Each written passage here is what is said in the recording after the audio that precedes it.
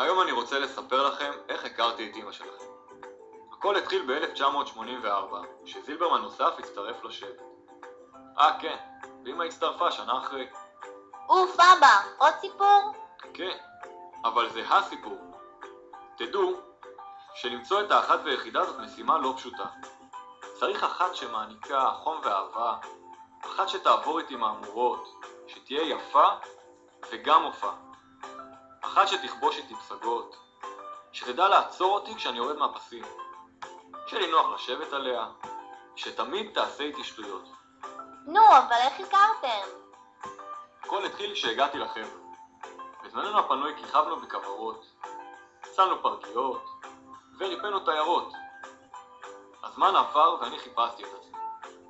קצת כשליח בכפרים, חתירה בנחלים, כרקדן אולימפי וחוטב עצים. כל זה עד שהבנתי שאני בעסק של הגדולים. וסיימתי ראיית חשבון בתרועה גדולה כמפקח תומר ממס הכנסה. גם אמא שלכם פייטרית לא קטנה. היא ניסתה את מזלה בשחייה צורנית, בקפיצה לגובה ובריקוד מודרני.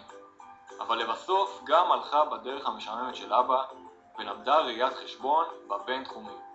שם בעיקר ספרו את הימים עד אילת. אני ואמא השתוללנו עם חברים, עד שדוד שולמן הגיע לסדר את העניינים ולדאוג להמשך השושלת. שולמן! תן לי את זה!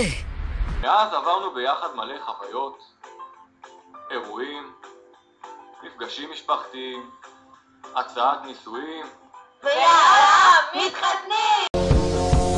It's a beautiful